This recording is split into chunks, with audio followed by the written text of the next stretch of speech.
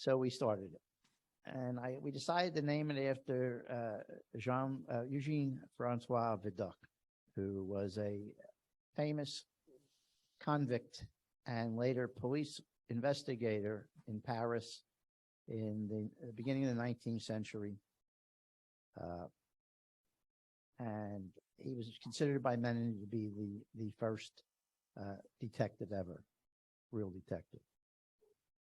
Born in 1775 in Arras, which is in north of France. Started out his life as a common thief. He was a brawler, got in fights and duels, and inveterate womanizer. Lived through and survived the Great Terror of the French Revolution, and was a master of disguise and escape. He was the Willie Sutton of France. There was no prison that could keep him. He was always escaping. And I saw old headlines in French papers that when he was captured by a barking dog, hiding out in a barn, Vidocq captured by barking dog in French. A notorious criminal, everybody knew him, arrested criminals. He enlisted in the French army before he became a convict. And what he would do, they used to get bonuses. And he'd go in and he'd desert and he'd join another regiment and get the bonus. And he kept doing this, and he was quite a clever lad. What else about him? While serving a small jail sentence for fighting, he was accused of forging a pardon to help another prisoner escape. Now, I could go into great detail about these episodes because I'm fascinated. You can find them by reading his memoirs, the memoirs of Vidocq. But apparently he was educated, he could read and write, and he was in prison for 30 days for fighting, I believe, dueling. And a young farmer was brought in for stealing part of the crop that he was on the land that he tilled for some baron or somebody. And Vidocq felt sorry for him. So he got this farmer to have his wife smuggle in paper and pen and ink. And he forged a pardon. And they smuggled it out. The wife came and presented it to the warder or jailer, or CO, and pardon. Well, they couldn't read, but they could pardon, and they let him out. Well, it didn't take them long to figure out that that wasn't a real pardon. He gave up Vidocq, and they added a year or so to his sentence. He was a friend of many of the notorious criminals of France. Prison, if you know anything about prisons, and I go in prisons a lot doing polygraphs. And when I was a policeman, we used to go in prisons a lot, and a Fed too. But there's nothing worse than going in there and having them slam that door behind you, even if you know you're getting out. But when somebody comes into the prison, all the prisoners are curious. Who's this guy? Who's this new prisoner? Alan will tell you it's something to do. They're in prison. And he was befriended. Everybody knew the great Vidocq, the great Willie Sutton of his day, and all these other cons would want to get next to him, learn tricks. It was like going for a graduate degree in being a crook.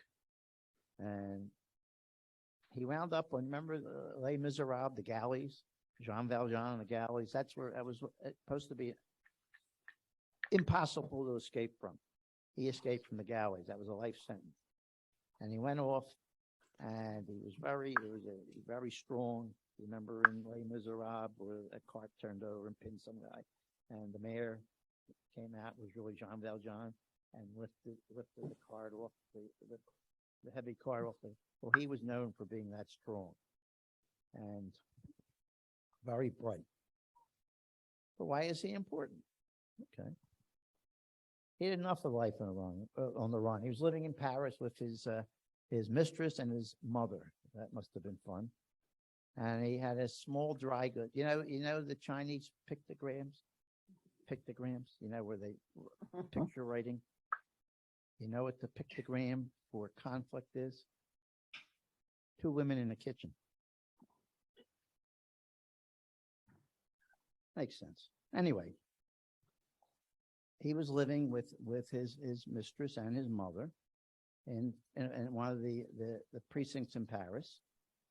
arrondissements, I think they call them. And some of his old convict friends spotted him.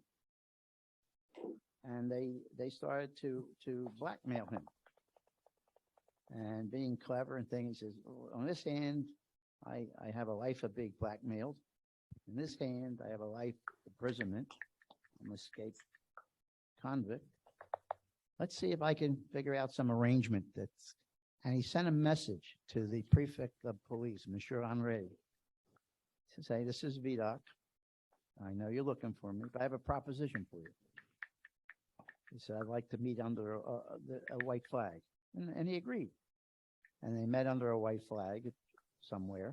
And he said, look, nobody knows more about crime than I do. You know, I'm a world-class criminal. I can solve some of your crimes that are happening here if you let me work free and let me not be put in prison. And I will catch every criminal that's out there annoying the police. And he thought about it. He said, all right, I'll give you a test, but you have to trust me. This is Monsieur Henri.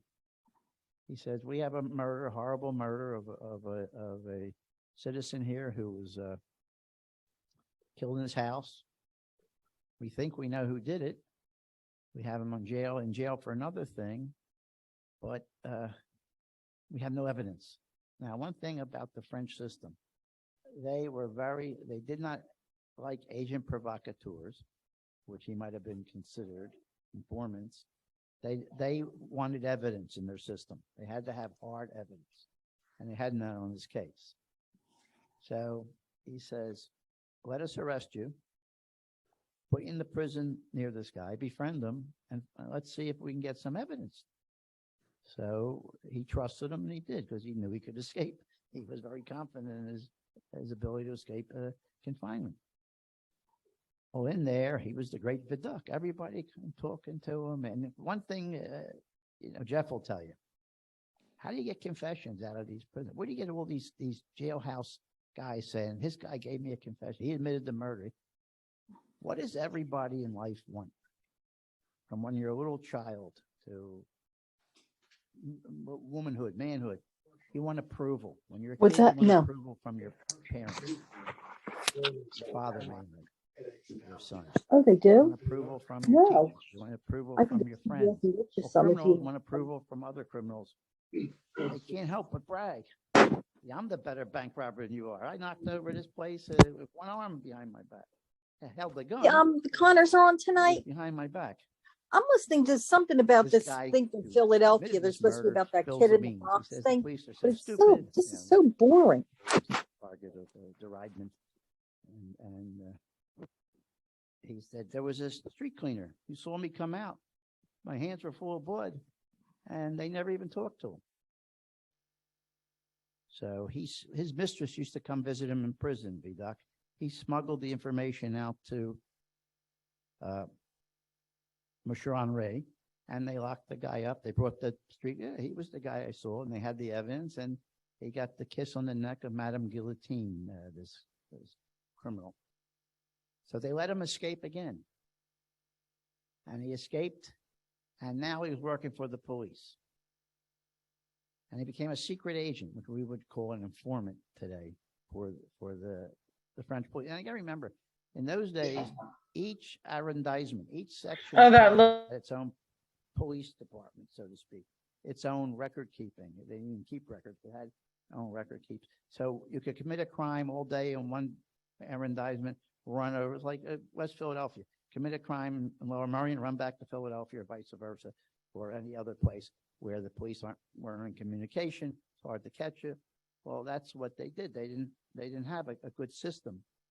So he became a secret agent. He was so successful that they eventually pardoned him and made him a member of the police force. The other cops didn't like that because they thought he was just a criminal, but it was what it was. And he found this new group, the Brigade de Sûreté. You always, the Sûreté, it's famous for the French. And he used former criminals. He had a rehabilitation program. They'd come out, and he'd use them for surveillance and investigation. And he was very, very, very successful with this.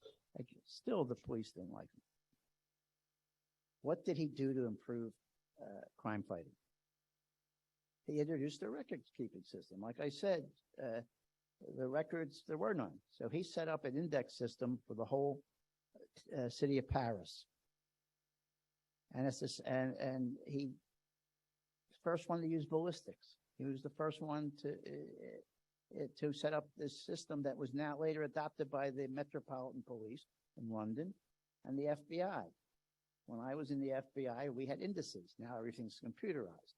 They were just drawers and drawers like library cards. And any documents ever prepared by any agent would get indexed information on. And that's, there was an old joke, and maybe, I don't want to, Mr. Hoover, don't get mad at me. They wanted that when Mr. Hoover passed away, there was a cartoon. And he was like an angel in heaven, and two angels walking. One says to the other angel, "How'd he get up here?" And Mr. Hoover was patting a large stack of files. He had a file on God. That's how he got up there. That's pretty much the truth. He was a stickler for this indices system, and he had files, and anybody and anyone that he felt a threat to the society or him personally, I guess. And he had a patent on bond paper that you couldn't counterfeit easily. Unalterable bond paper that he used informants. He was brought investigation in police work to modern times. And I like him because when he retired, he started a private investigation firm, which that's what I do now. I'm a private investigator. What is our society again? Now, we founded it in Philadelphia, 1990. We comprise mainly of forensic experts, or people have a contribution to do what we do. And here's something interesting. You might know Frank Friel. Frank Friel was a famous police homicide investigator. He became the superintendent of police in Ben Salem. And he was a good friend. He passed. He was our board of directors when we first started out. And what we did, we'd meet. We first met in the Navy Yard, then we at the Officers Club. Then we started meeting once a month at the City Tavern, that old rebuilt City Tavern. And he was asked to speak in front of a group called Parents of Murdered Children. Now, this would have been about 1992. And they were having their annual seminar and conference in Texas. And he went down there to talk about the Vidocq Society. And he came back and he said, "Bill," he was the chairman of our board of directors. Can you hear it? He was the chairman of our board of directors. Okay. Is he smiling? Okay. Does he have anything in his hand? What is, okay. I'll pretend you're not here, Fred. I didn't see you. You were playing cards with friends, and they'll all swear to it. Okay. So he says, "Bill," he says, "we got to start rethinking our cause of existence." I was at this convention. You know how many members parents of murdered children had? I don't know. 42,000. This was in 1992. When I was done talking, if one person came up to me, 100 people came up to me, each with a sadder story about losing a loved one. Cold cases that haven't been solved. We sort of start looking at cold cases, not just because we used to do things like the Cleveland Torso murders from the 30s, things like Lewis and Clark, Meriwether Lewis's was it suicide or murder at the Natchez Trace, things like that. And we would look at cases. So that's what we did. We changed our direction. We started working on cold cases that we could help law enforcement with all our expertise. We're armchair detectives. We had almost every discipline of criminalistics and forensics, prosecutors, defense attorneys, agents, cops, homicide investigators, and stand-up comics. Thank you very much. In our group. So we started doing that, and here we are 33 years later. Now let's get to why you're all here. This is a boilerplate. You know, we are just consultants. We keep everything confidential. We only accept unsolved cases that were 2 years or older. We don't take cases where the victim was involved in a crime and, you know, might have precipitated his own demise. And we strictly pro bono. We do not charge a penny. And we subscribe to the philosophy, virtue is its own reward. We know what we do. We don't need the publicity. But like so many things in life, it's hard to avoid the publicity. This is 82 full members and over 100 special members, pathologists, I'm talking about polygraph, handwriting experts. All right. Well, we don't need to talk about dynamic. Let's talk about the boy in the box case. I first became aware of this case. Don't jump. In this case, when I was about 13 years old, 12, 13 years old, when my mother, I went with her, accompanied her to the Penn Fruit supermarket at City and Conshohocken, I think. It was a Penn Fruit company. They don't exist anymore. She got out of the car, she walks in the store, and I stop and I see a poster. And it was a young child that was obviously dead. And I had never seen anything like this before. I've seen pictures, war pictures of soldiers on Normandy Beach and the water, things like that, Civil War, Matthew Brady type. But I never saw somebody that was in my age group that was a victim of a homicide in the town that I lived. And I was shocked by it. And it was about this poor lad that was found in a cardboard box, a bassinet box, on Susquehanna Road, just off of Varee, and in Fox Chase. Ever since that time, when I heard Fox Chase, I saw that boy's face. That's what an impression it made me. I didn't know Fox Chase. I was from one of the burgs. You know they have burgs, Holmesburg area. You know, Bridesburg. You know the third burg, Winfield, Goldberg, Greenberg. That's I'm from Winfield. That's the third burg in Philadelphia. For your history buffs, and I am talking to history buffs. You know, there's 3 burgs in Philadelphia now. It's something you learn tonight. There are 3 burgs. And he was nicknamed the boy in the box. He was badly scarred, as you'll see in a minute. And they did everything to try to solve this case. There's the box.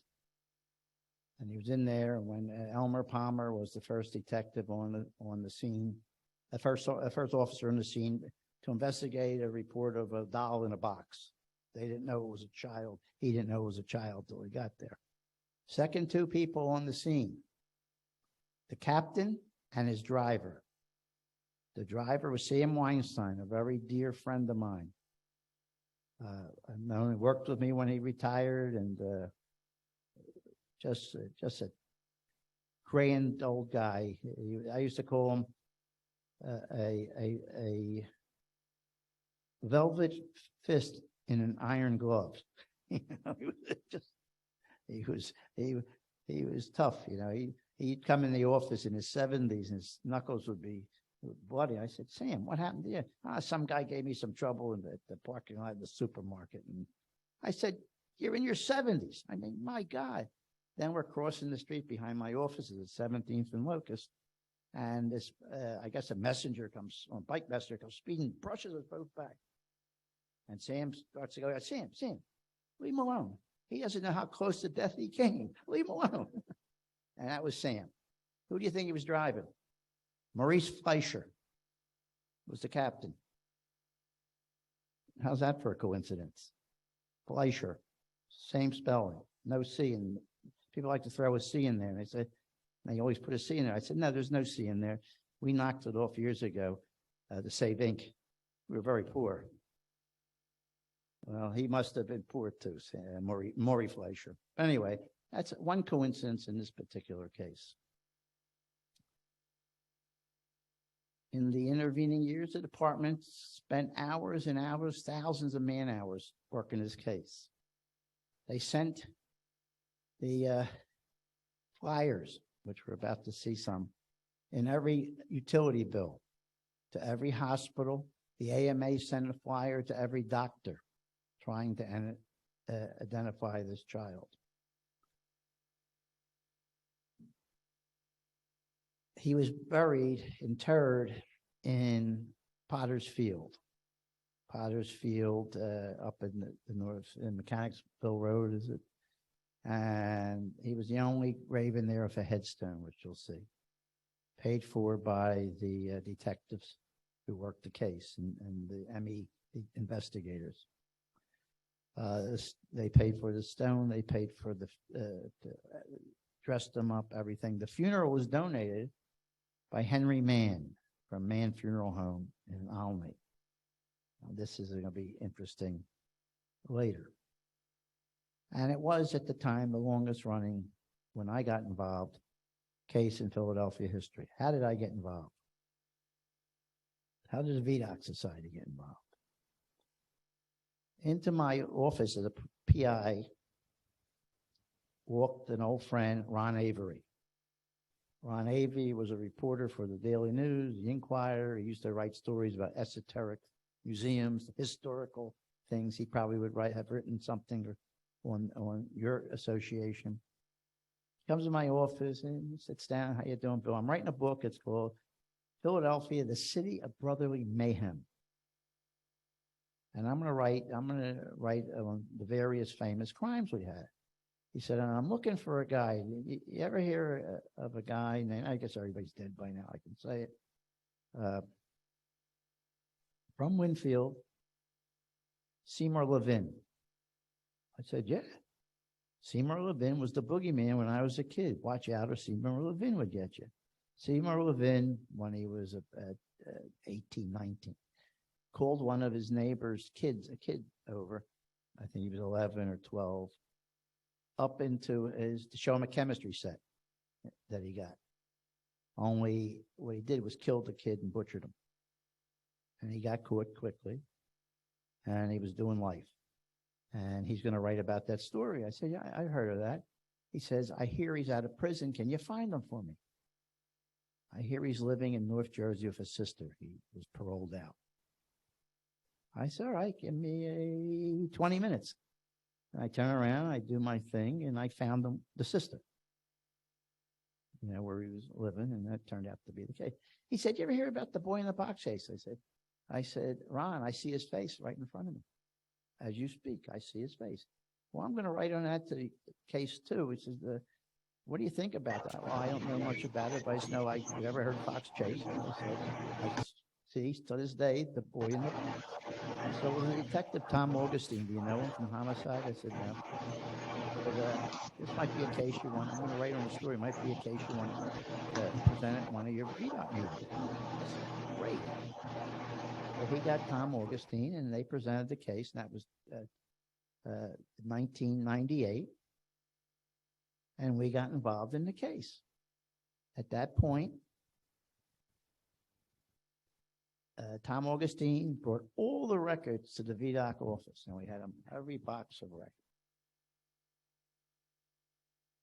And we had working there Bill Kelly, who was a fingerprint expert for the police department, who went around at the time. He was there at the time of the boy's body being found.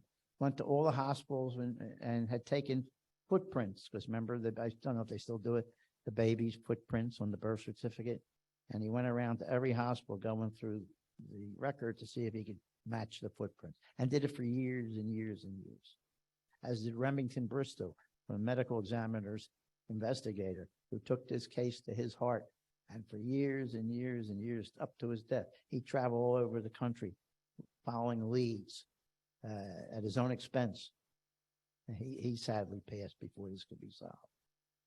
So I'm going through the police files one Saturday with Tom and Bill Kelly and Joe McGillum, a retired investigator from the medical examiner's office.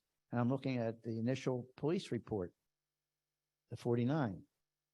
I don't even know if they call it that, but the 49. And I see this, what I told you. The first officers on the scene were Elmer Palmer, Sam Weinstein, and Maurice Fleischer. And I said to this guy, I said, I know Sammy, I'm going to give him a call. And I went to my office, I gave him a call. I said, Sam, do you remember the boy in the box? Yeah. And he was found in a box from Sears and Roebuck. He said, no. It was a J.C. Penney's box. I said, you remember the case? How'd you like to come in and work on it? With this, and he came in the office, and they all three of them and Tom started working on the case. Went through a lot of leads, a lot of different possibilities and theories. There's the picture. I don't know if it's clear. There's a footprint. He was found in an Indian-style blanket that had been cut in half, wrapped in that, nude. The picture of him, if I have it here, it was in clothing. They put one of the detective's kids' clothing was put on the child so they could take a picture of him sitting in a chair and make his lifelike. They painted the eyes on another picture, so it didn't look like it was. And if you'd see the bruises and on the child, and they found, and during the autopsy, they found a brown substance in his stomach and esophagus, and they found cut scars on his legs and limbs where they would put it intravenous. So they felt that he had sought medical, even taken to a hospital and treated for something as a young child. They estimate him 4 to 6 years old. You can't see the bruising, the back, the contusion in the back of the neck. He had been given a haircut. Fresh hairs were still on him, and his nails were neatly pared, as in preparation for a funeral. Here's where they painted the eyes on him. That's where he was dressed up as in the clothes of a detective in a life pose. And they used to do that in the olden times. They used to have the corpse, and they dress them up, and they put them in a chair, and Matthew Brady or somebody else would take a picture of him, try to make it as lifelike as possible. 1957, they buried him in Potter's Field. That's the cemetery, the service, bringing the coffin down, the casket, and there the detectives and investigators from Philadelphia Homicide and Medical Examiner burying him in Potter's Field. And that was the stone that they put there. Heavenly Father, bless this unknown boy. February 25th, 1957. Unknown. We decided that we needed DNA, and through the police homicide, they arranged it. The detectives, the lieutenant, they made arrangements, and we kicked it around, Sammy and I. That's Sam on the left of the picture, on the right of the casket, and myself walking. We had a piper, and we had a service, and but before we reinterred him, this is the reinterment, we kicked around the idea, let's get him out of Potter's Field. Let's bring him someplace where it's not so depressing. We're not laying among the unknown, the criminals from the prisons and things like that, where he'd have a little respect. Not a place where people would go drink beer and have parties up there they used to do. So I said, how did he get it reinterred? I get somebody reinterred, Tom, talking to Tom Augustine. He said, I don't know. Never did it. He said, call Craig Mann. Craig Mann is the son of Henry Mann, the funeral director. He's the funeral director now. He might know how we can do that. So I call him up. I never met him before. I introduced myself on the phone. I said, look, Tom Augustine told me you might be able to tell us this is what we want to do. We want to take this child up, disinter him, get some DNA, and rebury him in a nice cemetery. Can you find us a place where we can do that? But how do we do that? he says, when you get the court order to exhume the body, have in the court order that to be reburied wherever you're going to decide that you want to bury him. So meanwhile, I'll look for a nice cemetery for him. Thank you very much. Tell me how much it's going to cost, because I got to bring it in front of the board. Not that they would say no, but we're a nonprofit, and we finance a lot of these things and exhumations and whatever. And he's okay. Calls me back. He says, I got a perfect place to reinter this child. He says, Ivy Hill Cemetery. It's a beautiful cemetery. I've talked to the people there. They have a spot for you. They're going to, well, how much is it? He said, they're donating it. And I'm thinking, oh, they'll put him in back somewhere. That's all right. No, they gave him the first spot when you come into those gates that was deeded never to be used for burial. So Sam and I talked about it. Sam and I used to have breakfast every Saturday together for years. Just him and I would go someplace, take a ride, go have breakfast. And we talk police talk, because some of my best spent days and fun days when I was a cop. And we're kicking this around, the process here. And Sam says, why don't we rename the child America's Unknown Child? I said, a brilliant idea. He could represent all the children that have been unknown and abused, and like America's Unknown Soldier, and the British Unknown Soldier, America's Unknown Child. I said, great. That's what we're going to do. So I got a hold of Craig Mann. I said, you got to get us a nice headstone. He said, well, what do you want on it? I said, America's Unknown Child, February 25th, 1957. And a lamb. Put a lamb in there. Put a space that we could, if we ever find his name, we can put in there. And just tell me how much it's going to cost, because I got to run it by the board. I don't want to go to jail. Right? Run it by the board. So he called me back. He said, I got a beautiful headstone, black marble. They're going to have a lamb or this. And so how much is it going to cost? Nothing. They're donating it. So the Drysdale family donated the grave site. Craig Mann reburied him gratis.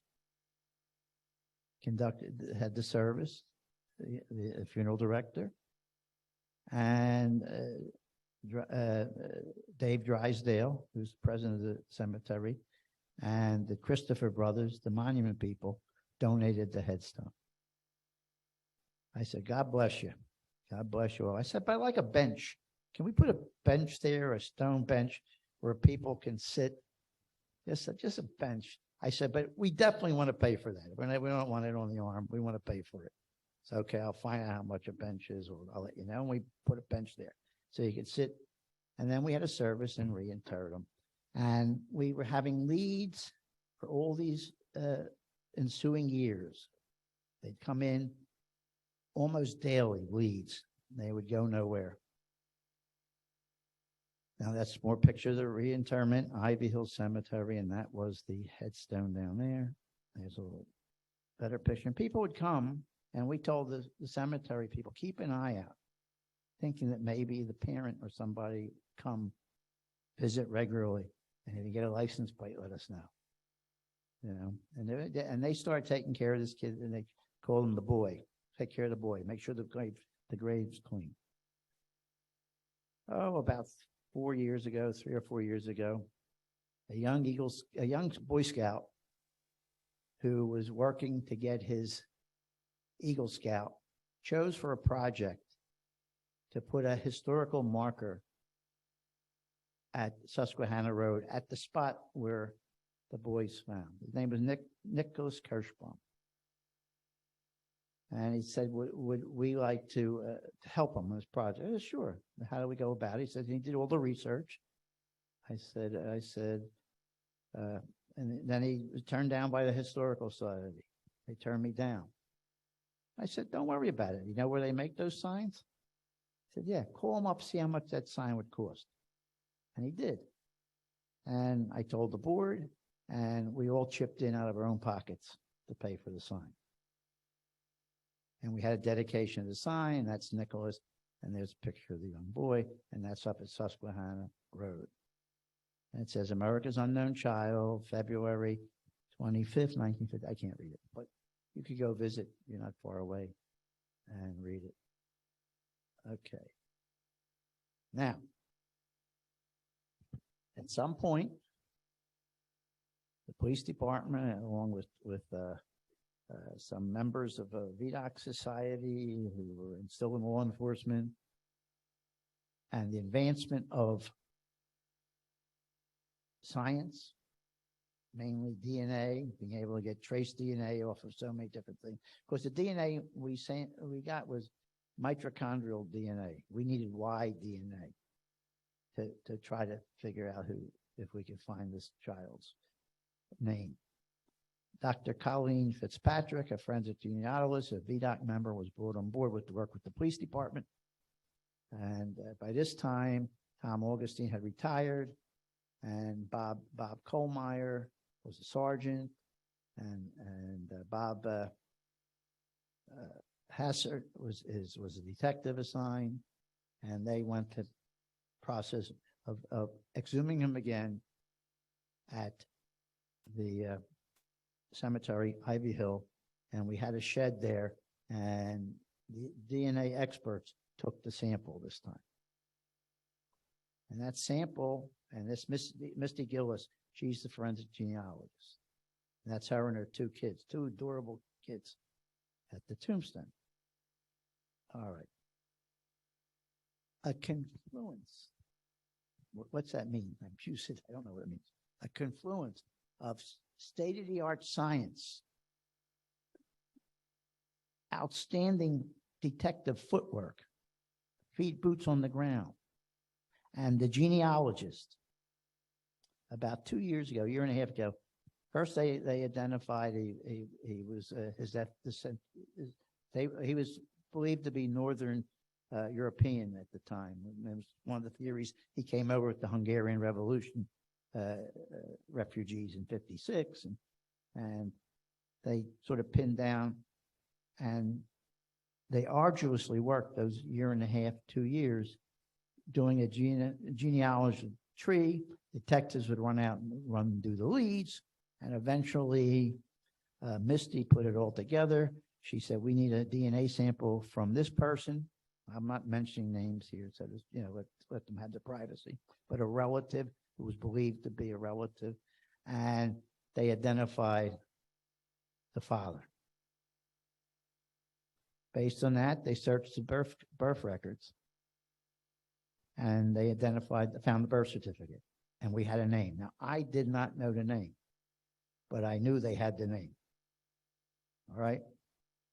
And it was a secret, and I was so upset that Tom Augustine died in this period. That he died and wouldn't know the name. So in January, they had a press conference, and they had the reveal of Joseph Augustus Zarelli's. That's the medical examiner. That's Captain Smith of homicide. I'm standing there, and there. Anyway, so we have an identification. I get immediately, when I had the name, I call up Dave Drysdale. I said, Dave, we got a name. We got to put it on we want to put it on the tombstone. So, all right, he says, when can you come up here? So myself and Howard Lebowski, our chairman of the board of VDOC, we go up there and we have a meeting with him and the engraver. And we said, we want, just had the name. He says, well, we were thinking, I was talking to Mr. DeChristopher here, and you should have another, like a tablet type thing over here. And you could put this poem that they read at his internment in Ivy Hill on it. And you put, well, you can fit his name. Can we do that? Yeah, put his name, this and that. And, okay, let us know what it costs. And he says, not going to cost you anything. The Christopher, and he donated, Dave Drysdale. And this is what we got. And on the other side is the bench, which they cut out of the picture because they didn't donate. No. Was the stone bench that you can go up there anytime, go right in the gate, park your car, sit there on that bench, and just reflect, think, concentrate, think of all your blessings. Now, here's some ironies. Joseph Augustus Zarelli, his father was Augustus John Zarelli. His mother, who they let the cat out of the bag, and she was, her name, well, it's out of the bag. It was in the Inquirer. It was on Channel 6. Her name is Margaret Elizabeth, Mary Elizabeth Abel. That was her name. And she lived up in Tacony area, or I think Tacony area. And she went to Dobbins. Okay. Just throwing it out there. They weren't married. Joseph, the parents weren't married. They each subsequently married other people, and they were siblings, half brothers and sisters to Joseph. And they lived from West Philadelphia. He lived Zarelli 2 blocks from where my mother and uncle grew up with my grandparents. All right, that was a sector I patrolled when I was a policeman. We talk about the connection.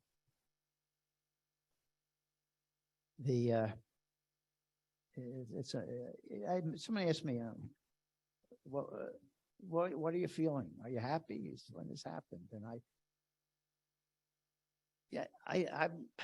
I'm generally happy.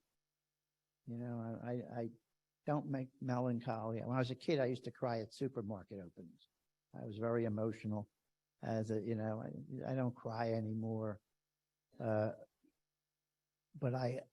when we heard, I told my wife a deep secret that we're going to name.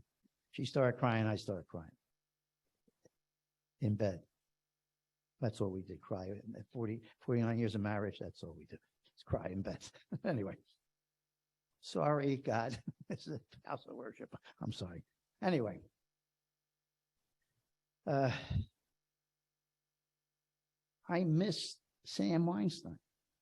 I miss Tommy Augenstein. I miss Remington. I miss these guys that they should have been here. I know they know, because I like to say, they're up there with the kid.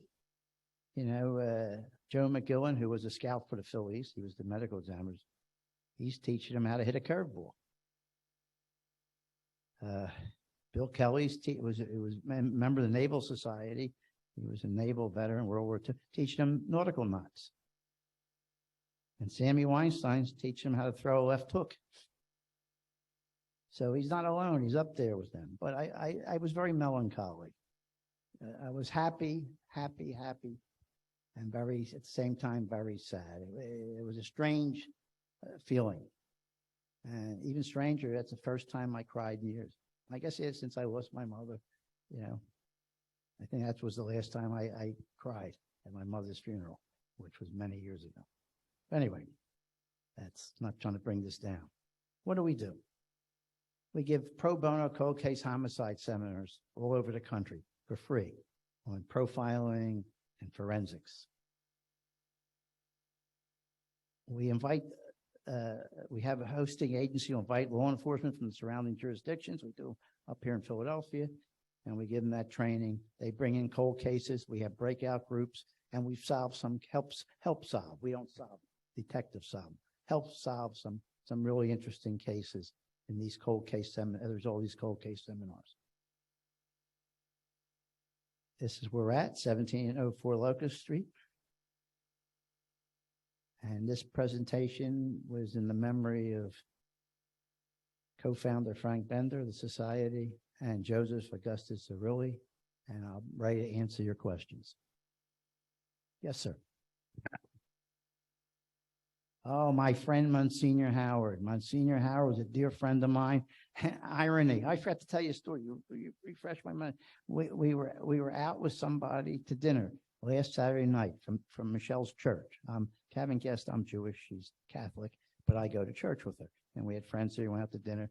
And this woman asked me if I knew Monsignor Howard. I said, of course I know Monsignor Howard. I've known him for years. Sam Weinstein, I went up to visit him when he was in the hospital at Jefferson having some kind of heart procedure. That's how we know him from the Shamrim. He was very good friends with Jewish police officers.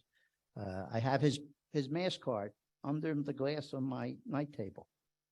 I have a picture on his phone of that mass card because yeah, that's a coincidence. Yeah, Monsignor Howard. Very well. But here's a coincidence. On the 25th, we had a memorial service. Right? I get a call the morning of the service from John NEPHN, who is one of our investigators, retired FBI, works with National Center for Missing and Exploited Children. He says, "Are you sure the cemetery's open?" He said, I called and or I looked that up and they're closed Monday through Friday. I said, I called Dave Drysdale. I told him we're coming up on Saturday because the 25th was on a Saturday. I said, I'll call you and get you back and get back to you. I call up Dave. Yeah. I said, Dave, are you open? One of our guys says, no, we're there. We're expecting you. Yeah, we're open. And he says, my father went to Dobbins, Henry, the first funeral. And I went and got his yearbook because it came out just the day on television, the day before about this on NBC. And she signed his yearbook. What a coincidence. Here's a family that from the beginning went out of their way for this boy and had no idea who he was, the Drysdale family that run the cemetery. And the father, who is deceased, he went to school with her. She signed his. So it's like there's no coincidence. Like everything was in a big plan somewhere, and a couple of angels up there sitting around. Let's bring this all together. That's another miracle we found. Sir, Pennsylvania Railroad. Spent a lot of time down on Oregon Avenue at the railroad. It was through the father, and then they checked the mothers too. Oh, I'm sorry. The gentleman asked if did they find the mother's DNA also. Yes, both DNAs were a match.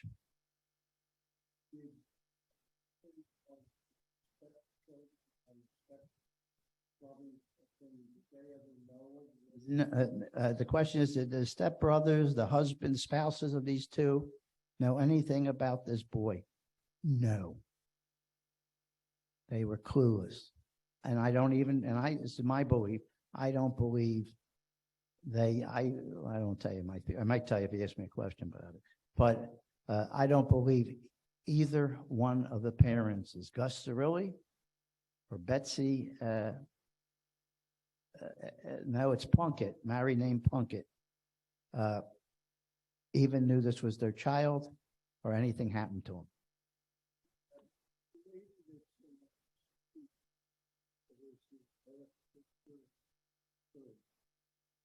I don't know.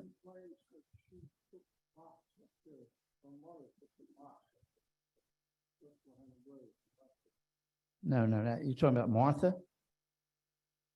She was the one from Ohio? Yeah. It could be. But they're not related to the zero. I'll come that if it develops in a question, I'll give you my theory. If it doesn't develop into a question, I'll let it pass. Another question, sir. We're having a sale. Go for 3. Okay.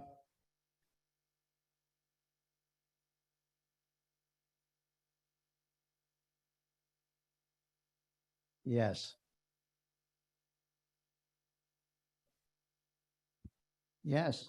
Yes, Moreland Road. Yes, now that's a sub-story. I can tell you that story now. Here's the question.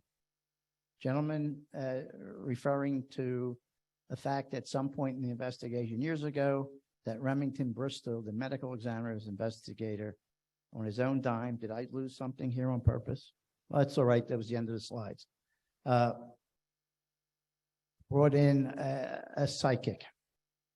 And the psychic said that the boy came from a property where there's a small lake or pond, and there's a little barn, and that's where you'll find the answer. He rode around everywhere, not less than a mile and a half from where the boy was found, where Joseph was found. He's not the boy anymore. Joseph was found. And Remington found this home, the Nicoletti foster home. And they had about 6 foster kids there. And he didn't get any cooperation. And at some point, the wife died, and Arthur Nicoletti married his stepdaughter. Now, you could say, what, to keep her mouth shut or whatever. And they sort of suspected that it might have been her child, Joseph. It wasn't. But he went there when they're having an estate sale, and he found a bassinet, and there was a playhouse, a little barn by the pond on the estate where it was. And there was no way the psychic would know that because she wasn't from, but she did come visit later, and they went there. In there, when he went in the art sale, he saw the bassinet, and he saw Indian blankets. And then, well, we started on our investigation looking at these things, and we tried to interview. We had no cooperation from anybody, but Tommy Augustine was able to go find Anna Marie Nicoletti, who was in a nursing home in not too great shape, and to try to get in there and get some DNA or talk to her. And some of the former foster kids were looking out for her now and like running interference. So it didn't go anywhere. But that was a pretty strong theory. Martha's theory, not Martha's theory, but Martha's story, and this came about when homicide gets a call. This is not too long after we started looking at the case again. There's a woman, a psychiatrist in Indiana or Ohio, like right in Ohio, in that area, Cincinnati, I think it was, who says she has a patient who she's been treating for many years and has a story to tell about this young child that's maybe murdered in Philadelphia. Do you have any cases like that? So this detective, and I know who it is, got a hold of Tommy Augustine, because what she was sort of throwing out there was something that he sort of matched up with what she was talking about. The psychiatrist. So Tommy calls her back. We make an arrangement that Joe McGillen and Bill Kelly and Tom Augustine, they had to rent a van because one of the three, I forget who now, was afraid of flying. And they drove out to Cincinnati, interviewed this woman in front of her psychiatrist. And she said she lived on Marion Road in Marion. Not Marion Road. She lived in Marion. I forget the road it is, but it might have been Marion Road too, but I don't know. And that when she was in high school, her mother took her in the car one night. They drove up and describe how you drove up, as they sort of described coming up the boulevard and whatever. And before that, this was after they went someplace, and all she remembered of the place they went were these old smudge pots they used to light. I remember as a kid when they were doing construction, they'd have a little round look like cannonball, and it would be lit around construction sites. Said there was a place near there, and her mother went in the house, knocked on the door, and gave whoever was there, a man, an envelope, looked like money, an envelope, and out came little Johnny, as she called him. Johnny. They took him home, and they, according to this woman, they kept him in the basement. And one night, he had baked beans for dinner. He threw them up, and his mother took him up. This woman her mother took him up to give him a bath.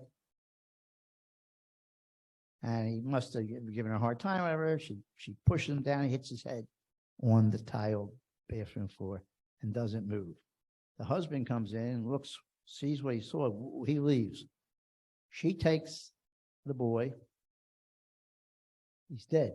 Puts him in the trunk, wraps him in a blanket, puts him in the trunk, nude, from the bath, and takes her, and they drive up. And this is where he describes that both of these guys, Kelly and McGillen, recognizes going up the boulevard up to would be the Fox Chase area. Could be, possibly. They were standing by the side of the road. Their car was at the side of the road, and remember, it was a dirt type road. It wasn't maybe gravel road in those days. And the dump was a short dump where people would throw their detritus and things they didn't need. And while she was there, a car pulled up and a man came out. And they had the trunk open. And the mother, said, "Don't say anything."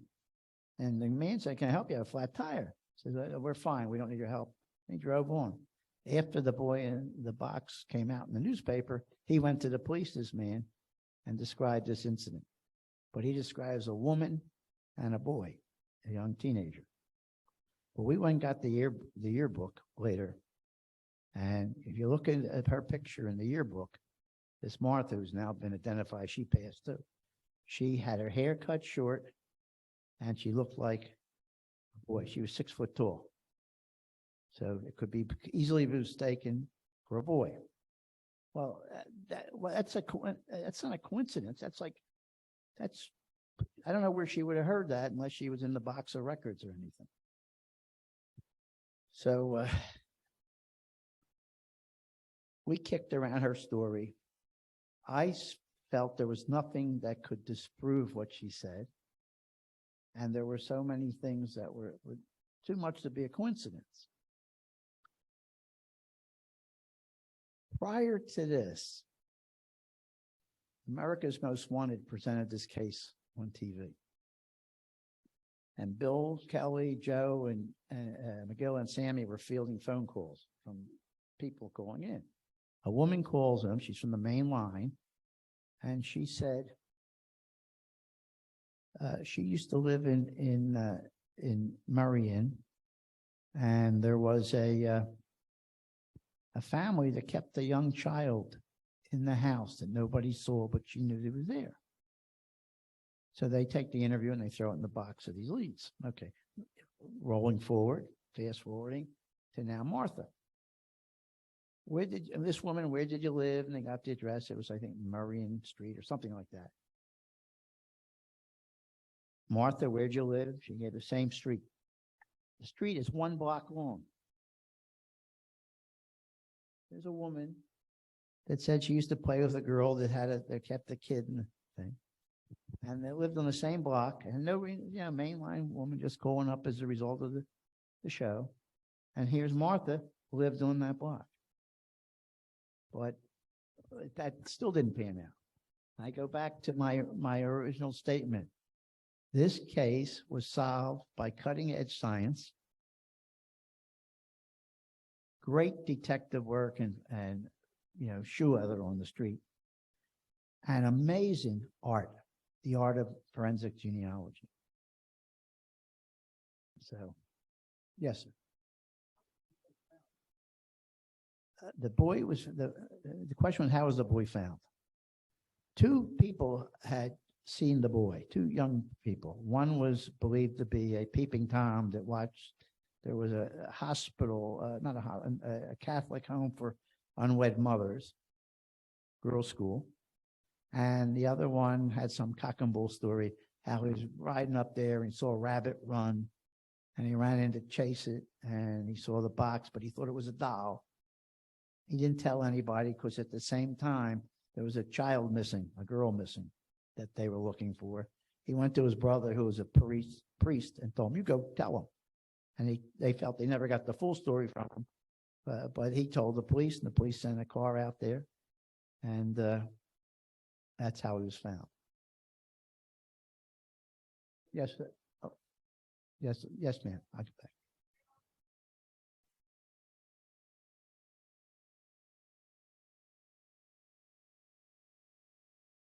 Not necessarily.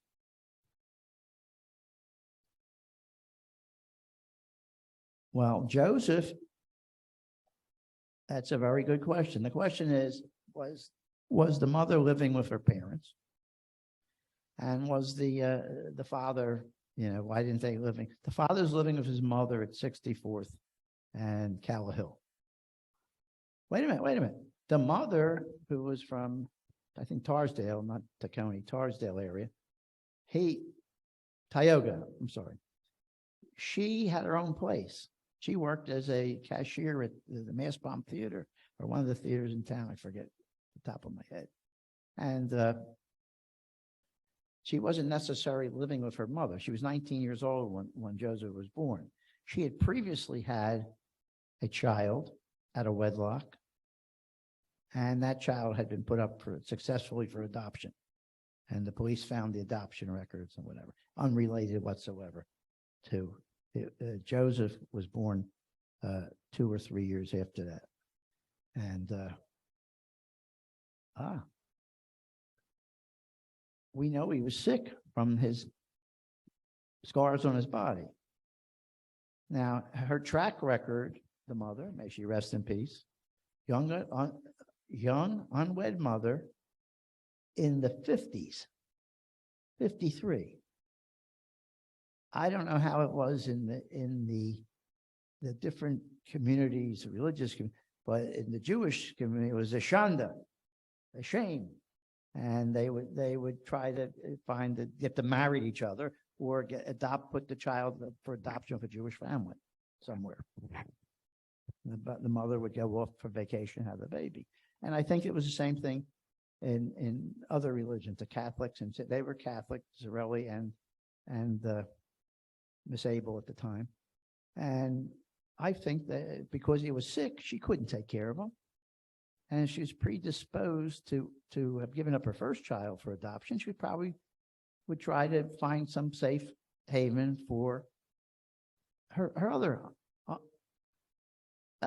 Yes, there should be. But a lot of things are done off the books. Let's say you have a home, you're not licensed by the state, and you take care of children. Or let's say you are licensed by the state, or you are sanctioned by a church or something, different religious community, Jewish Family Services, Catholic family, whatever. And they have people that they could, because my wife did that. We took in babies for Catholic Family Services in Camden, and we kept them until they were adopted. And then my mother, she'll kill me if she heard me say that. My wife said to me, she said, "I think I'm gonna let my hair grow out." She has a beautiful brunette. "Let my hair grow out." And I said, what do you think? I said, "Go ahead. I miss my mother." And she didn't like that, and she kept it brunette. So we both got what we wanted. But anyway, I didn't know what real happiness was till I got married. Then it was too late.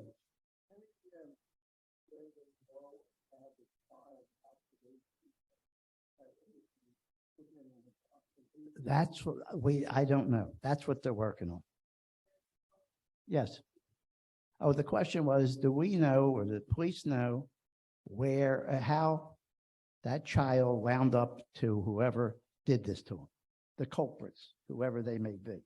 It's my belief that neither Gus Zarelli, the father, or Betty Abel knew what happened to their son, or knew that was him. Or even Joseph might not even knew he had a son. She might just put his name on the birth certificate and didn't tell him.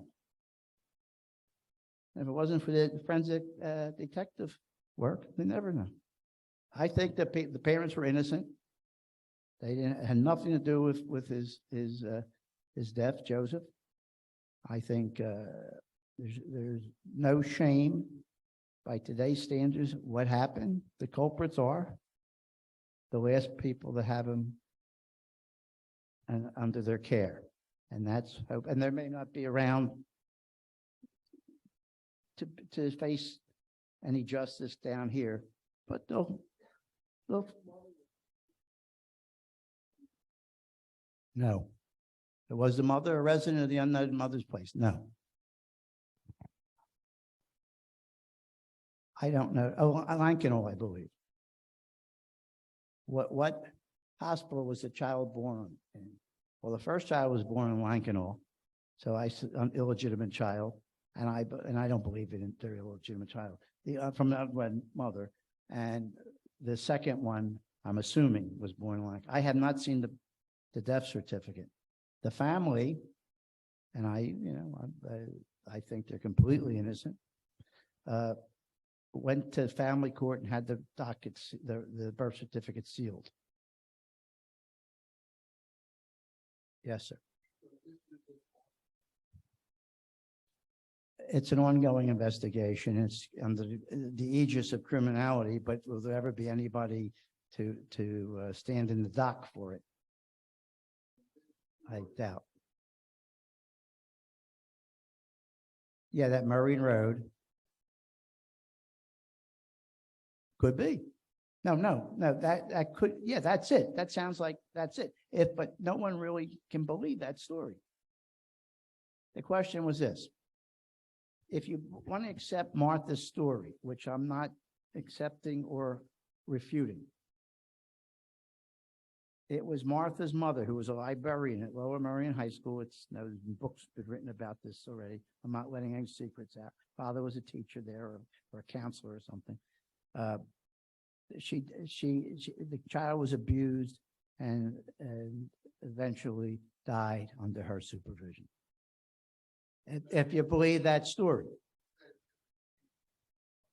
Not able. He came as a boy. He wasn't a baby. She was only with them about a year. So he was like 3 years old. And she felt the daughter of the woman who brought her, who was a PhD, by the way, was a very intelligent woman, thought he was something developmentally wrong with him. So no, he would not have come from Abel.